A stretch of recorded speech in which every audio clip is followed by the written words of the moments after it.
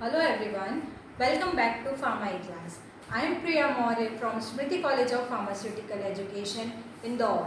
So you already know that in previous lecture we have started a new topic that named as technology development and its transfer.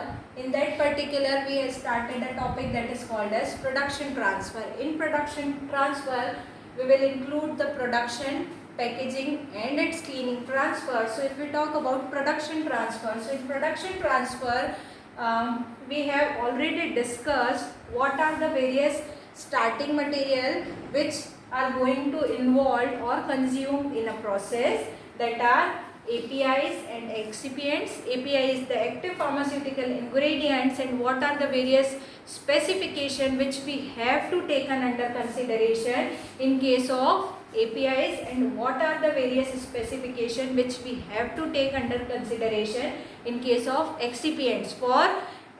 There are two categories: the excipients which are first time used for human consumption, they have already similar guidelines with the APIs, and the other guidelines which are generally commonly used for the excipients, which is provided in the material safety data sheet. Apart from that, we have already discussed the various specification of the API and the excipients to be used at the receiving unit, and what are the various documents which sending unit should provide to the receiving unit, like identification, characterization, and what will be the microbial consideration for that particular starting material.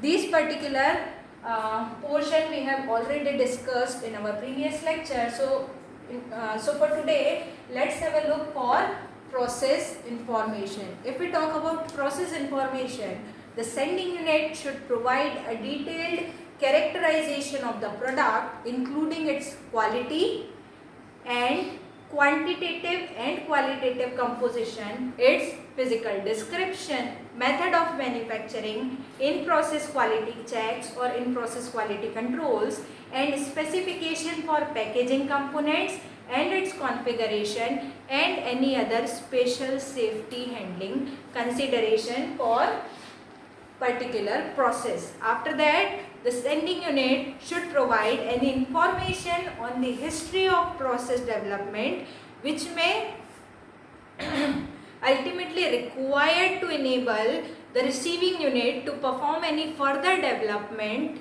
and optimization intended after successful transfer. Such information may include the following.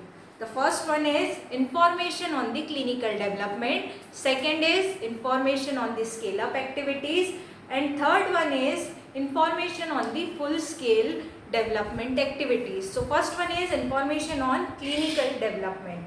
This includes information on the rationale for the synthesis, route and form selection, technology selection, equipment selection, clinical test and product composition. This is all about the information which is obtained from the clinical development. After that, information on the scale up activities.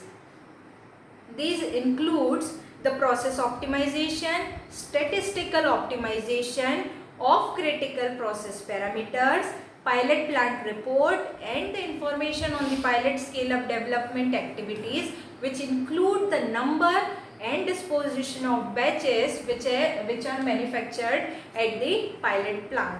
After that, the third one and most important, that is information or report on the full scale development activities. When we talk about technology transfer from one production scale, that is from sending unit to the receiving unit, this particular section includes and indicate the number and disposition of batches manufactured and deviation and changes control reports which lead to the current manufacturing. So these particularly three include in the information on clinical development, information of scale up activities, and third one is information or report on the full scale development. After that, the sending unit should provide to the receiving unit information on any health, safety and environmental issues associated with the manufacturing process to be transferred, and resulting implications, for example, need for growing or protecting clothing. For example, there may be some hazardous substances used during the process, so gowning and protective clothing should be described from the sending unit to the receiving unit. After that, the sending unit should provide to the receiving unit information on current processing and testing, which will include but not limited to, that are a detailed description of facility requirement and equipment requirement. After that, process technology selection. Apart from that, information on starting material. This includes applicable material safety data sheet and storage requirement for the raw material and ultimately intermediates and finished products. After that, description of manufacturing steps. It will include the narrative and process maps or flowcharts which include the qualification of in process hold time and condition, order and method of raw material addition and bulk transfer between the each processing step. After that, description of the analytical method, that means what are the various analytical techniques used for the quality control purpose. After that, in process control, which will include the identification of the critical performance aspect for the specific dosage form, includes the identification of process control points, product quality attributes and the qualification of the critical processing parameters, range and statistical process control charts. After that, various validation information, for example, validation plan, validation report and annual product reviews. After that, safety information related to the process and an authorized set of the SOP and the work instruction for the manufacturing purpose. This is all about the process information. Based on this particular information which received from the sending unit at the receiving unit should consider its own capability to manufacture and pack the product to a required standard and should develop relevant plant operation procedure and documentation before the start of the transfer. Process development at the sending unit should address the following tasks. What are that particular following tasks? Let's have a look. Comparison and assessment of suitability and qualification of facility and equipment. After that, description of manufacturing process and movement of man and material at the receiving unit. For example, man entry and material entry for the manufacturing side. After that, determination of the critical steps involved in the manufacturing, which includes the hold time, end points, sampling points and the various sampling techniques used in the throughout manufacturing processing.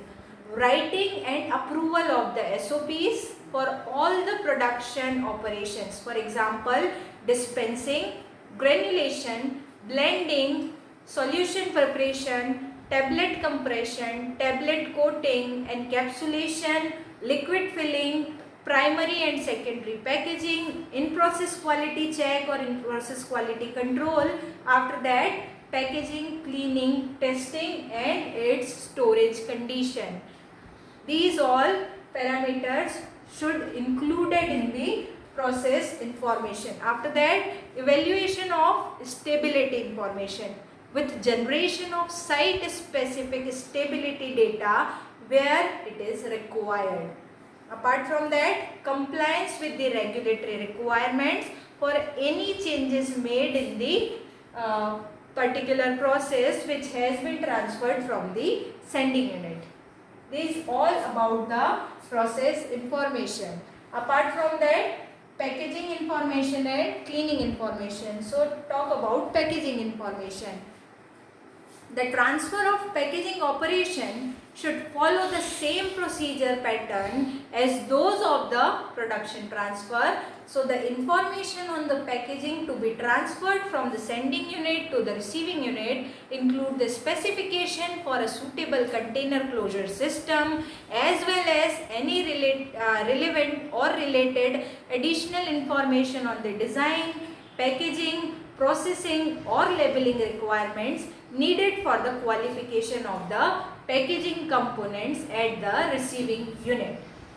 For the quality control testing of packaging components, specification should be provided for the drawing, artwork and material. And what are the various material, whether it is glass, cardboard, fiberboard, primary or secondary packaging material, this all included in this particular section. Apart from that, based on the information provided, the receiving unit should perform a suitability study for initial qualification of the packaging component. Packaging is considered suitable if it provides adequate protection. That means it will prevent the degradation of the drug due to environmental influences. Safety, that means absence of the undesirable substances related into the product. After that, comparability, that means the absence of interaction possibly affecting the drug quality or API quality. The performance, that is functionality in terms of the drug delivery. So all these information we have to cover under packaging specification. After that, cleaning. During the manufacturing process, the pharmaceutical products and APIs can be contaminated by the other pharmaceutical products or APIs if the processing by using same machine of different products. To minimize the risk of contamination or cross contamination, the operator exposure and environmental effect, adequate cleaning procedures are essential.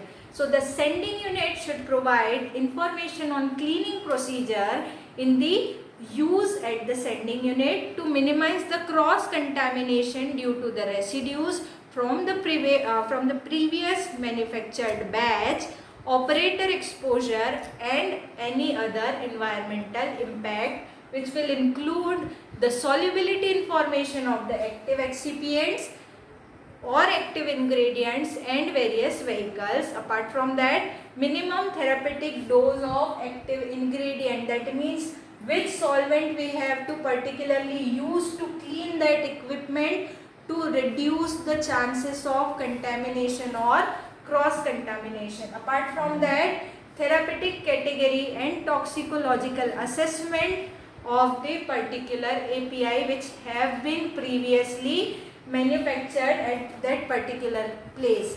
After that, existing validated cleaning procedure should transfer from the sending unit to the receiving unit. After that, cleaning validation report, which include the chemical and microbial report both, should be transferred from the sending unit to receiving unit. Apart from that, information on cleaning agents which are used, which are effective and evident that they do not interfere with analytical testing for the residual activities. After that, recovery studies to validate the sampling methodology. These all about the cleaning specification or cleaning procedure specification for that particular process information. Prior to the transfer, the sending unit should provide the information on the limits for product residues and the rationale for the limit selection. Based on the information provided by the sending unit, the cleaning procedure should be designed at the receiving unit, taken into account relevant characteristics of the starting material, for example, potency, toxicity, solubility, corrosiveness, temperature, sensitivity, manufacturing equipment, design and configuration, cleaning agent and residues, and the disposal of the rinsing process. These all about the cleaning specification of the particular process. Apart from that, commissioning of processing, packaging and cleaning system. Once approved, manufacturing, packaging, cleaning, testing and storage procedures have been designed at the receiving unit. The system should be set up and commissioned, and initial trial batches should be produced. All the processing parameters and finished product specification should be challenged. Apart from that, once process capability has been demonstrated, assuring that the product, process or method at the new site meets the predetermined specification, process validation, cleaning validation can be carried out, which we can further see in the another section. Thank you.